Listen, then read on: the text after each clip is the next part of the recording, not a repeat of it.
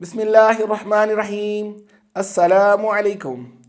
میں ہوں نبیل شاہ اور آپ کو نبیل شاہ آفیشل یوٹیوب چینل میں خوش آمدید کہتا ہوں۔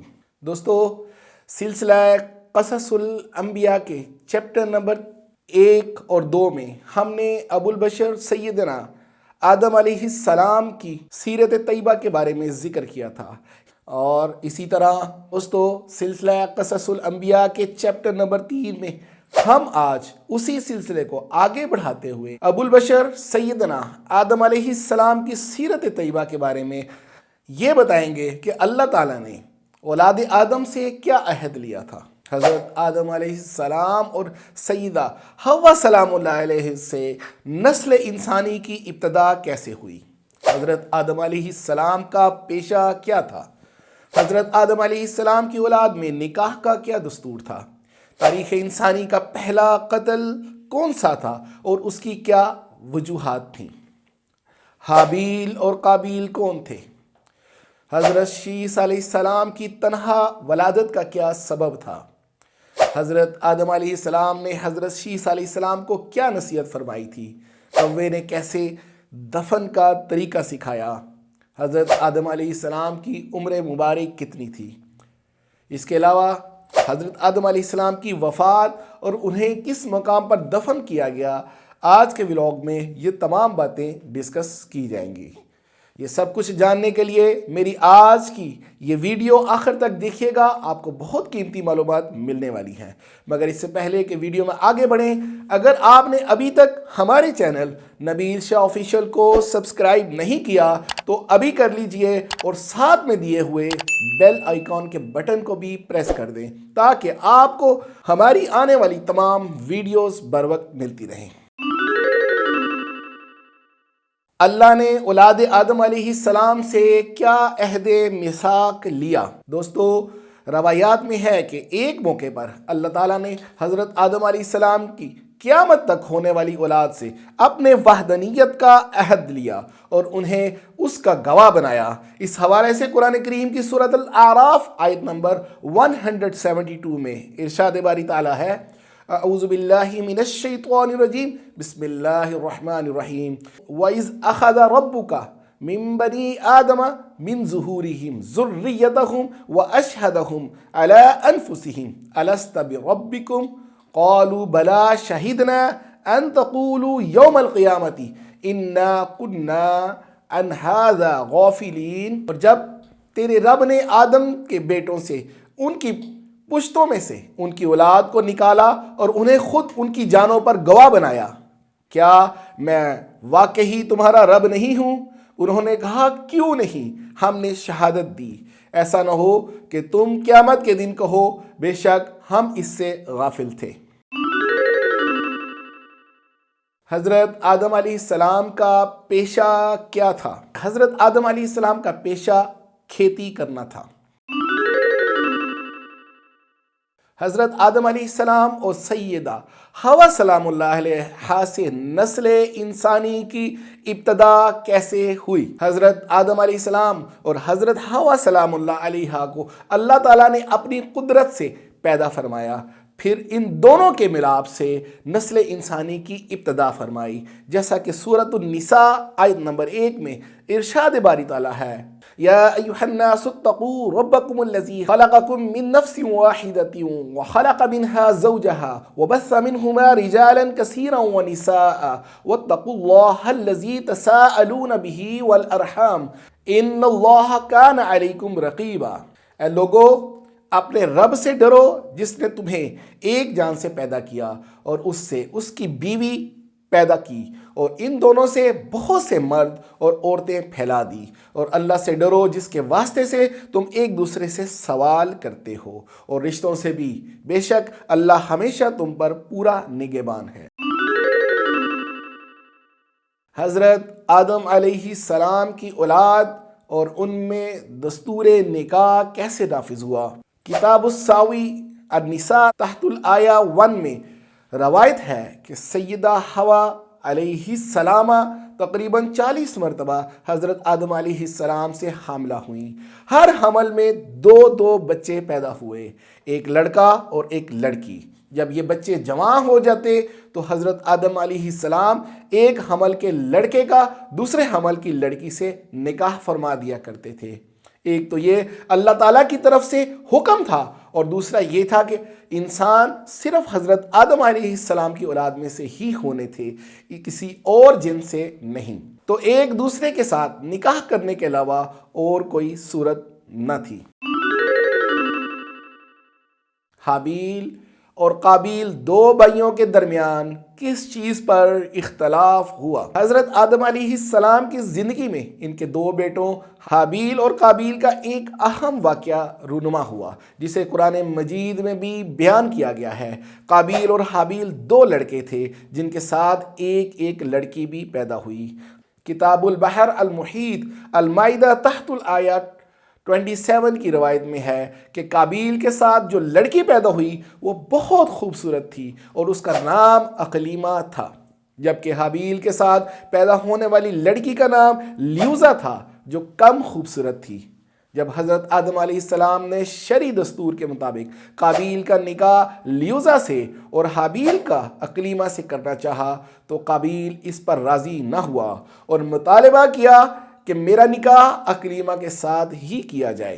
حضرت آدم علیہ السلام نے اسے فرمایا، اقلیمہ تیرے ساتھ پیدا ہوئی ہے، لہٰذا وہ میری شریعت کے مطابق تیری بہن ہے، اس کے ساتھ تیرا نکاح حلال نہیں۔ قابیل کہنے لگا، یہ تو آپ کی رائے ہے، اللہ تعالیٰ نے ایسا کوئی حکم نہیں دیا۔ اس پر حضرت آدم علیہ السلام نے بحث کرنا ضروری نہیں سمجھا اور صرف اتنا فرمایا کہ اگر تم یہ سمجھتے ہو تو تم دونوں اپنی اپنی قربانی پیش کرو، اللہ تعالیٰ جس کی قربانی قبول ہوگی وہی اقلیمہ کا حقدار ہوگا۔ اس زمانے میں قربانی قبول ہونے کی علامت یہ ہوتی تھی کہ آسمان سے ایک آگ اتر کر اسے کھا جاتی تھی۔ حابیل اور قابیل میں سے کس کی قربانی کو شرف قبولیت حاصل ہوئی؟ الخازن المائدہ تحت الآیہ 27 میں ہے کہ قابیل کھیتی باڑی کا کام کرتا تھا اور حابیل بکریاں چراتے تھے۔ قابیل ہلکی قسم کی گندم کا ایک ڈھیر قربانی کے طور پر لایا، جبکہ حابیل نے رضائے الہی کے لیے ایک عمدہ قسم کی بکری قربانی کے لیے پیش کی۔ پھر گندم اور بکری کو پہاڑ پر رکھ دیا گیا۔ اس کے بعد حضرت آدم علیہ السلام نے دعا فرمائی تو آسمان سے ایک آگ نازل ہوئی اور اس نے حابیل کی قربانی کو لے لیا اور قابیل کی گندم کو چھوڑ دیا۔ یوں حابیل کی قربانی قبول ہو گئی اور یہی اقلیمہ کے حقدار قرار پائے۔ قابیل کی حابیل سے عداوت کے بعد حابیل کو قتل کرنے کی دھمکی کس نے دی؟ حابیل کی قربانی قبول ہونے پر قابیل کے دل میں بغض و حسد پیدا ہوا، اور جب حضرت آدم علیہ السلام نے حج کے لیے مکہ مکرمہ تشریف لے جانا تھا تو قابیل نے حابیل سے کہا، میں تجھے قتل کر دوں گا۔ حابیل نے کہا، کیوں؟ قابیل نے کہا، اس لیے کہ تیری قربانی قبول ہوئی اور میری قربانی قبول نہیں ہوئی، اور اس طرح تو اقلیمہ کا مستحق ٹھہرا، لیکن اس میں میری ذات کی میری ذلت ہے۔ حابیل نے جواب دیا کہ اللہ تعالیٰ صرف ڈرنے والوں کی قربانی قبول فرماتا ہے۔ حابیل کے اس قول کا مطلب تھا کہ قربانی قبول کرنا اللہ تعالیٰ کا کام ہے، وہ متقی لوگوں کی قربانی قبول فرماتا ہے۔ تو اگر متقی ہوتا تو تیری قربانی قبول ہوتی، اب اگر تیری قربانی قبول نہیں ہوئی تو یہ خود تیرے افعال کا نتیجہ ہے، اس میں میرا کیا قصور ہے؟ اگر تو مجھے قتل کرنے کے لیے میری طرف ہاتھ بڑھائے گا تو میں تجھے قتل کرنے کے لیے ایسا ہرگز نہیں کروں گا، کیونکہ میں نہیں چاہتا کہ میری طرف سے ابتدا ہو، حالانکہ میں تجھ سے قوی، طاقتور اور توانا ہوں۔ یہ صرف اس لیے کہ میں اللہ سے ڈرتا ہوں اور یہ چاہتا ہوں کہ میں گناہ گار نہ بنوں، بلکہ میرے قتل کرنے کا گناہ، تیرا سابقہ گناہ یعنی والد محترم کی نافرمانی، حسد اور خدائی فیصلے کو نہ ماننے کا سارا گناہ تیرے اوپر ہی آ پڑے۔ قرآن کریم میں سورۃ المائدہ آیت نمبر 27 میں ارشاد باری تعالیٰ ہے، وَاتْلُ عَلَيْهِمْ نَبَأَ ابْنَيْ آدَمَ بِالْحَقِّ إِذْ قَرَّبَ قُرْبَانًا فَتُقَبَّلَ مِنْ أَحَدِهِمَا وَلَمْ يُتَقَبَّلْ مِنَ الْآخَرِ۔ قال لأقتلنك قال انما يتقبل الله من المتقین، اور ان پر آدم کے دو بیٹوں کی خبر کی تلاوت حق کے ساتھ کر۔ جب ان دونوں نے کچھ قربانی پیش کی تو ان میں سے ایک کی قبول کر لی گئی اور دوسرے کی قربانی قبول نہ کی گئی۔ اس نے کہا میں تجھے ضرور ہی قتل کر دوں گا۔ اس نے کہا بے شک اللہ متقی لوگوں ہی سے قبول کرتا ہے۔ اسی طرح سورۃ المائدہ کی آیت نمبر 28 میں اس تسلسل کے ساتھ آگے جو مکالمہ جو حقائق بیان ہوئی ہے اس میں اللہ ارشاد فرماتا ہے لَإِن بَسَطتَ إِلَيَّ يَدَكَ لِتَقْتُلَنِي مَا أَنَا بِبَاسِطٍ يَدِيَ إِلَيْكَ لِأَقْتُلَكَ انی اخاف اللہ رب العالمین، اگر تو نے اپنا ہاتھ میری طرف اس لیے بڑھایا کہ مجھے قتل کرے تو میں ہرگز اپنا ہاتھ تیری طرف اس لیے بڑھانے والا نہیں کہ تجھے قتل کر دوں، بے شک میں اللہ سے ڈرتا ہوں جو سارے جہانوں کا رب ہے۔ سورۃ المائدہ کی آیت نمبر 29 میں بھی یہی مکالمہ اللہ تعالیٰ نے اس طرح بیان کیا ہے۔ ارشاد باری تعالیٰ ہے انی ارید ان تبوء باسمی واسمک فتکون من اصحاب النار وذلک جزاء الظالمین، میں تو یہ چاہتا ہوں کہ تو میرا گناہ اور اپنا گناہ لے کر لوٹے، پھر تو آگ والوں میں سے ہو جائے، اور یہی ظالموں کی جزا ہے۔ تاریخ انسانی کا پہلا قتل کب اور کس نے کیا؟ حابیل کی خوف خدا پر مشتمل اس گفتگو کے بعد بھی قابیل نفس کے شر کا شکار ہو کر اپنے بھائی کو قتل کرنے کے ارادے پر ڈٹا رہا، اور بالآخر قابیل نے حابیل کو کسی طریقے سے قتل کر دیا، یوں دنیا و آخرت کا خسارہ اٹھایا۔ اس حوالے سے سورۃ المائدہ آیت نمبر 30 میں ارشاد باری تعالیٰ ہے فَطَوَّعَتْ لَهُ نَفْسُهُ قَتْلَ أَخِيهِ فَقَتَلَهُ فَأَصْبَحَ مِنَ الْخَاسِرِينَ، تو اس کے لیے اس کے نفس نے اس کے بھائی کا قتل پسندیدہ بنا دیا، سو اس نے اسے قتل کر دیا، پس خسارہ اٹھانے والوں میں سے ہو گیا۔ مرنے کے بعد دفنانے کا طریقہ سب سے پہلے کس نے بتایا؟ کتاب الخازن المائدہ تحت الآیہ 31 میں بیان کیا گیا ہے کہ حابیل کو قتل کرنے کے بعد قابیل حیران و پریشان ہوا کہ اب اس لاش کو کیا کرے، کیونکہ اس وقت تک کوئی انسان مرا ہی نہ تھا، چنانچہ ایک وقت تک وہ لاش کو پشت پر لادے پھرتا رہا۔ پھر جب اسے لاش چھپانے کا کوئی طریقہ سمجھ نہ آیا تو اللہ تعالیٰ نے انسانوں کی تدفین کا طریقہ سکھانے کے لیے ایک کوا بھیجا۔ ہوا یوں کہ دو کوے آپس میں لڑے، ان میں سے ایک نے دوسرے کو مار ڈالا، پھر زندہ کوے نے اپنی چونچ اور پنجوں سے زمین کرید کر گھڑا کھودا، اس میں مرے ہوئے کوے کو ڈال کر مٹی سے دبا دیا۔ کوے کا واقعہ دیکھ کر قابیل کو شرم آئی کہ مجھے اس کوے جتنی بھی سمجھ نہ آئی کہ اپنے بھائی کی لاش چھپا لیتا۔ پھر قابیل نے بھی زمین کھود کر حابیل کی لاش کو دفن کیا گیا۔ اس حوالے سے سورۃ المائدہ آیت نمبر 31 میں ارشاد باری تعالیٰ ہے فَبَعَثَ اللَّهُ غُرَابًا يَبْحَثُ فِي الْأَرْضِ لِيُرِيَهُ كَيْفَ يُوَارِي سَوْءَةَ أَخِيهِ قالت يا ويلتى أعجزت أن أكون مثل هذا الغراب فأواري سوءة أخي فأصبح من النادمين۔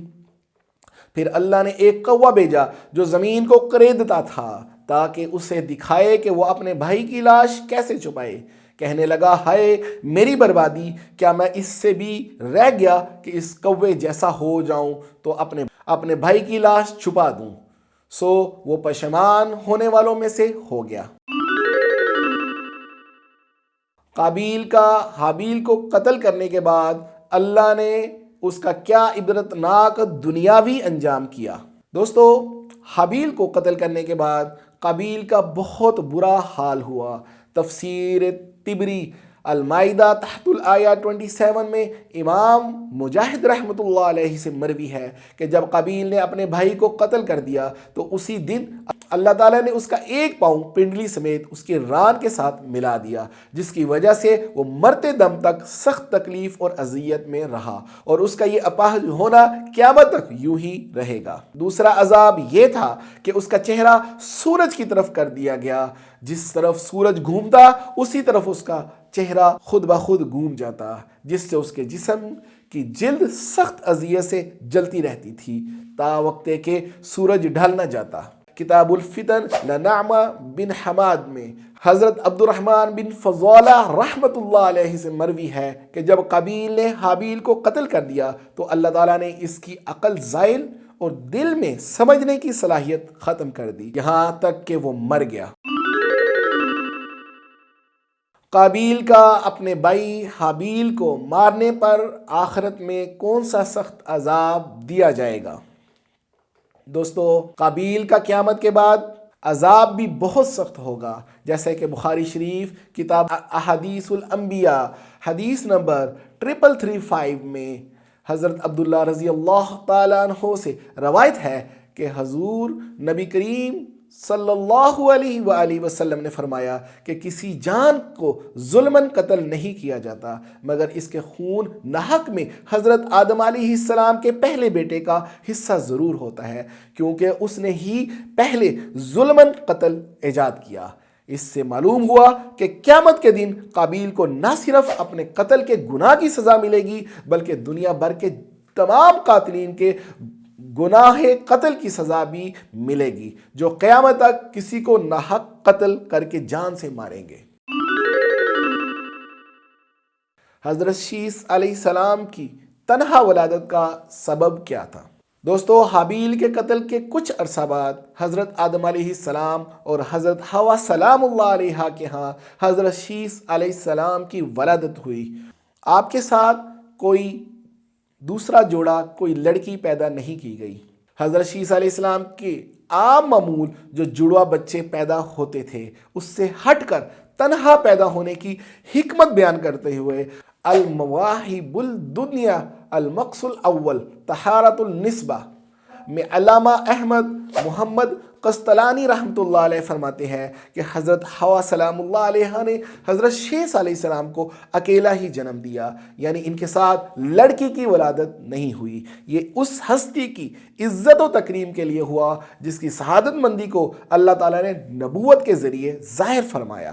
علامہ ابو عبداللہ محمد بن عبد الباقی زرقانی رحمۃ اللہ علیہ فرماتے ہیں کہ یہ ہستی خاتم النبیین حضور نبی کریم صلی اللہ علیہ وآلہ وسلم کی ہے۔ حضرت شیث علیہ السلام کے چہرے میں ہمارے نبی مکرم کا صلی اللہ علیہ وسلم کا نور تھا اور فرشتے حضرت آدم علیہ السلام کو اس بات کی خوشخبری دینے آئے۔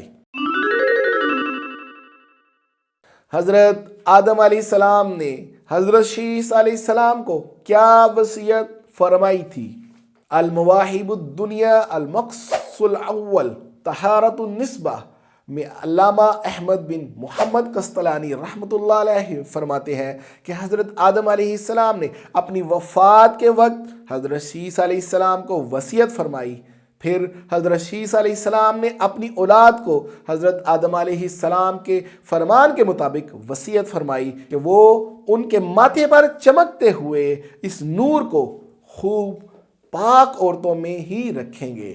یہ وصیت اولاد آدم میں جاری رہی اور ایک زمانے سے دوسرے زمانے میں منتقل ہوتی رہی، یہاں تک کہ اللہ تعالیٰ نے یہ نور حضرت عبد المطلب رضی اللہ تعالیٰ عنہ میں رکھا اور آپ کے ہاں حضرت عبداللہ رضی اللہ تعالیٰ عنہ کی ولادت ہوئی جو کہ خاتم النبیین حضور نبی کریم صلی اللہ علیہ وآلہ وسلم کے والد محترم ہے، اور ان سے یہ نور حضرت آمنہ سلام اللہ علیہ میں منتقل ہوا۔ اور ہمارے نبی آخر الزمان حضرت محمد مصطفیٰ صلی اللہ علیہ وآلہ وسلم کی پیدائش ہوئی اور یہ نور آپ کی پیشانی میں منتقل ہوا اور پھر یہاں قیامت تک نبوت کا سلسلہ ختم ہو گیا۔ حضرت آدم علیہ السلام کی عمر مبارک کتنی تھی؟ ایک روایت کے مطابق سیدنا آدم علیہ السلام کی عمر مبارک 1000 سال تھی، جس میں سے 40 سال آپ نے حضرت داؤد علیہ السلام کو دے دیے تو آپ کی عمر مبارک 960 سال ہوئی۔ ایک اور روایت میں ہے کہ آپ کی عمر مبارک 930 سال تھی۔ حضرت آدم علیہ السلام کی وفات کب اور کہاں ہوئی؟ مسند امام احمد مسند الانصار حدیث نمبر 21298 میں حضرت آدم علیہ السلام کی وفات اور تجہیز و تدفین کے حوالے سے حضرت ابی بن کعب رضی اللہ تعالیٰ عنہ نے فرمایا، جب حضرت آدم علیہ السلام کی وفات کا وقت آیا تو انہوں نے اپنے بیٹوں سے فرمایا، اے میرے بیٹو، میرا جنت کے پھل کھانے کو جی چاہتا ہے۔ چنانچہ آپ کے بیٹے آپ کے لیے جنتی پھل تلاش کرنے نکل گئے اور انہیں سامنے سے فرشتے آتے ہوئے ملے جن کے پاس حضرت آدم علیہ السلام کا کفن اور خوشبو تھی۔ اس کے علاوہ ان کے پاس کلہاڑے، پھاوڑے اور ٹوکریاں بھی تھیں۔ فرشتوں نے ان سے کہا کہ اے آدم علیہ السلام کے بیٹو، تم کیا چاہتے ہو اور کیا تلاش کر رہے ہو؟ یا یہ کہا کہ تم کیا چاہتے ہو اور کہاں جا رہے ہو؟ انہوں نے کہا، ہمارے والد محترم بیمار ہیں اور انہیں جنتی پھل کھانے کی خواہش ہے۔ فرشتوں نے کہا، واپس لوٹ جاؤ، تمہارے والد کی عمر پوری ہو چکی ہے۔ پھر فرشتوں نے حضرت آدم علیہ السلام کی روح قبض کرنے آئے تو انہیں دیکھ کر حضرت حوا سلام اللہ علیہ نے پہچان لیا اور آپ سلام اللہ علیہ حضرت آدم علیہ السلام سے لپٹ گئیں۔ حضرت آدم علیہ السلام نے فرمایا، مجھ سے الگ ہو جاؤ، میرے اور فرشتوں کے درمیان راستہ خالی کر دو۔ فرشتوں نے حضرت آدم علیہ السلام کی روح قبض کی، انہیں غسل دیا، کفن پہنایا، خوشبو لگائی اور پھر آپ علیہ السلام کی نماز جنازہ ادا کرنے کے بعد آپ کو قبر مبارک میں اتارا گیا، پھر اینٹیں لگائیں اور قبر کے اوپر مٹی ڈال دی گئی اور فرمایا، اے اولاد آدم، قیامت تک تمہارے لیے تجہیز و تدفین کا یہی طریقہ رہے گا۔ حضرت آدم علیہ السلام کا جسد مبارک کہاں دفن کیا گیا؟ دوستو، حضرت آدم علیہ السلام کی تدفین کے مقام سے متعلق مورخین کا اختلاف ہے۔ قصص الانبیاء ابن کثیر صفحہ 73 میں ہے کہ معروف اقوال کے مطابق حضرت آدم علیہ السلام کو ہند میں اسی پہاڑی کے پاس دفن کیا گیا جس پر آپ جنت سے اترے تھے۔ بعض علماء کرام کہتے ہیں کہ حضرت آدم علیہ السلام مکہ المکرمہ میں جبل ابو قبیس کے پاس دفن ہے، اور بعض علماء کرام کا یہ بھی کہنا ہے کہ جب حضرت نوح علیہ السلام کے زمانے میں طوفان آیا تو آپ علیہ السلام نے حضرت آدم علیہ السلام اور حضرت حوا سلام اللہ علیہ کا جسد مبارک ایک تابوت میں رکھ لیا اور پھر انہیں بیت المقدس میں دفن کر دیا۔ بخاری شریف کی کتاب التفسیر حدیث نمبر 4476 میں حضرت انس بن مالک رضی اللہ تعالیٰ عنہ سے روایت ہے کہ حضور نبی کریم صلی اللہ علیہ وآلہ وسلم نے ارشاد فرمایا کہ قیامت کے دن ایمان والے جمع ہوں گے اور کہیں گے کہ کاش ہمارے رب کی بارگاہ میں کوئی ہماری سفارش کر دے۔ پھر وہ حضرت آدم علیہ السلام کے پاس آئیں گے اور عرض کریں گے، آپ تمام انسانوں کے والد محترم ہیں۔ اللہ نے خاص اپنے دستے قدرت سے آپ کی تخلیق فرمائی اور آپ کو اپنے فرشتوں سے سجدہ کروایا، آپ کو تمام چیزوں کے ناموں کا علم دیا۔ یہ فضائل یقیناً برحق ہے، لیکن اس کے باوجود سیدنا آدم علیہ السلام شفاعت کی ابتدا نہیں کریں گے بلکہ اپنا عذر پیش کریں گے۔ بالآخر شفاعت کی ابتدا کا معاملہ خاتم النبیین حضور نبی کریم صلی اللہ علیہ وآلہ وسلم پر ہی آ کر شروع ہوگا، اور تمام مومنین جن کے دل میں رائی کے دانے کے برابر بھی ایمان ہوگا، اللہ تعالیٰ آپ کی سفارش پر ان سب کی بخشش و مغفرت فرمائیں گے۔ اس کے ساتھ ہی مجھے اجازت دیں، اگر آپ نے ابھی تک ہماری چینل نبیل شاہ آفیشیل کو سبسکرائب نہیں کیا تو ابھی کر لیں، اور اگر ویڈیو اچھی لگے تو لائک اور کومنٹس کر دیجیے گا۔ اپنا عزیز و اقارب کا اور گرد و نواح میں رہنے والے لوگوں کا خیال رکھیں۔ مجھے اجازت دیجیے، اللہ حافظ۔